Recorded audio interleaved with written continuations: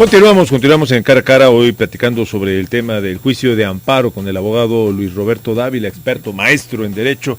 Hemos platicado, en teoría, el juicio de amparo es un recurso jurídico que nos otorga el Estado para que nos protejamos de los actos arbitrarios de la autoridad. Y vamos, Luis Roberto, Marcos, si me permiten, un caso específico y concreto. La calzada Independencia. Se construye el macrobús con la idea de que se salgan todas las líneas de transporte público limpie, ¿verdad?, de la calzada Independencia y tengamos una calzada con un tráfico fluido, ordenado, con este macrobús circulando en su carril, con sus terminales muy claras. Sin embargo, hay una línea que tradicionalmente circulaba por ahí, la 62, creo que es, Marcos, y que se ampara, y entonces se desvirtúa completamente el concepto del macrobús. ¿Por qué? Porque sí, el macrobús te mató un carril de la calzada Independencia, porque teóricamente por ahí iba a ser el único carril. Pero en aras, oye, en lugar de que todos los carriles fueran utilizados por todos los camiones, bueno, ahora habría, teóricamente, un carril por un lado, otro carril por el otro, para que fuera un solo servicio, o sea,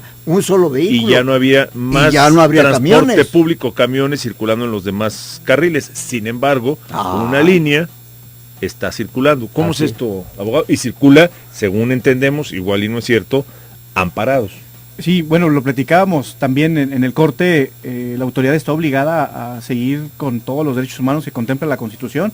Si se vulneraron algunos de estos, garantías de seguridad jurídica, derechos humanos de seguridad jurídica, debido proceso, bueno, pues ellos tenían la razón en acudir al amparo, y tan tenían la razón que un juez de distrito les concedió la razón. Por supuesto que causa molestias, pues, porque se desvirtúa el proyecto. Pero ahí ya no es una suspensión, ¿no? Ya no es una suspensión. Ahí ya es una sentencia definitiva. Se acreditó, van a circular toda la vida. Pudiera emitirse un nuevo acto de autoridad distinto del inicial y poder reordenar el transporte, pero tendrá que ser a través de un nuevo acto. El acto que trató de ordenar y poner en marcha el macrobús y sacar todas las rutas que circulaban por la calzada, bueno, ese ya fue decretado a través de un juez de distrito en sentencia que fue ilegal para esta ruta, y le concedió el amparo y la protección de la justicia federal, y es por eso que ellos están trabajando. Seguramente se acreditó en el proceso que se vulneraron garantías o derechos humanos en contra de la ruta. Platicábamos el caso de Florence Cassé. Había indicios de que ella había participado en un delito. Sin embargo, la Corte decidió dejarla libre porque se violó el debido proceso. Es decir, vivimos por el montaje. Sí, y por otras violaciones a sus garantías. No se le dio vista al consulado, no le designaron un traductor. Pero entonces ya no fueron al fondo del asunto, del delito, sino que se quedaron en la forma, en el cómo fue la detención. Sí, lo que pasa es que vivimos en un estado de derecho y las autoridades tienen que ceñirse, todos tenemos que ceñirnos a lo que establece la Constitución. Si alguien se aparta de cumplir con esos derechos humanos, antes garantías individuales, bueno, pues nosotros tendremos expedito el juicio de amparo para todas las personas. Y les insisto, es un mecanismo que luego en la práctica se ha desvirtuado, pero... ¿Hay abuso? ¿Hay abuso?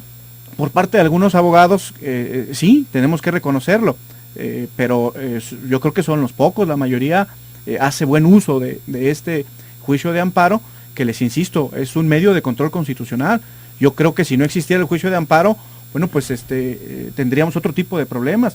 Yo creo que es a través de este canal institucional donde la gente puede echar atrás los actos arbitrarios de la autoridad. Miren, solo para comentarles un dato interesante, nosotros hicimos precisamente en la academia un estudio de cómo había evolucionado los derechos humanos antes de la reforma constitucional y después de la reforma constitucional en el 2011.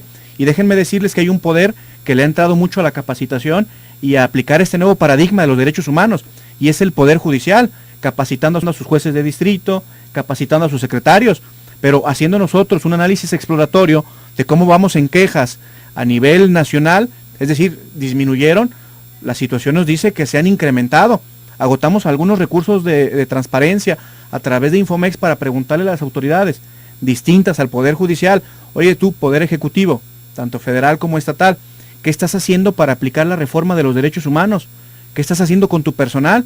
Y déjenme decirles que la mayoría, los pocos que nos contestaron, nos dicen: yo implementé el año pasado un curso para mi área jurídica. Es decir, el Poder Judicial toma en serio esta reforma de derechos humanos, pero la autoridad administrativa, el Poder Ejecutivo Federal a través de sus secretarías, el Poder Ejecutivo Estatal, lo que nos informa a través de estos recursos de transparencia que agotamos, pues es que han capacitado a su jurídico una plática en derechos humanos. Oye, abogado, eso por supuesto que no es acorde pues al nuevo paradigma constitucional de derechos humanos. Pero preocupa que tú digas, los pocos que nos contestaron, ay, jole, pero que no es obligación de que todos te contesten.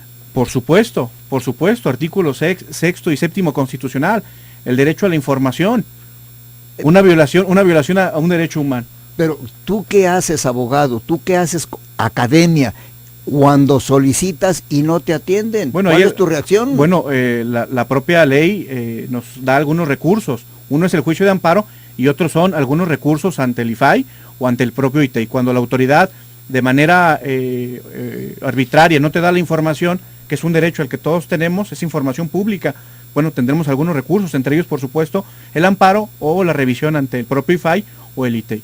La ley contempla esos mecanismos. Y por supuesto que esto nos denota pues violación a los derechos humanos. Es decir, este nuevo paradigma que está vigente desde junio del 2011, porque la Constitución establece que el espectro de garantías tiene que ser más amplio. Deja atrás el concepto de garantías individuales y ahora habla de derechos humanos. Es decir, es un concepto más amplio.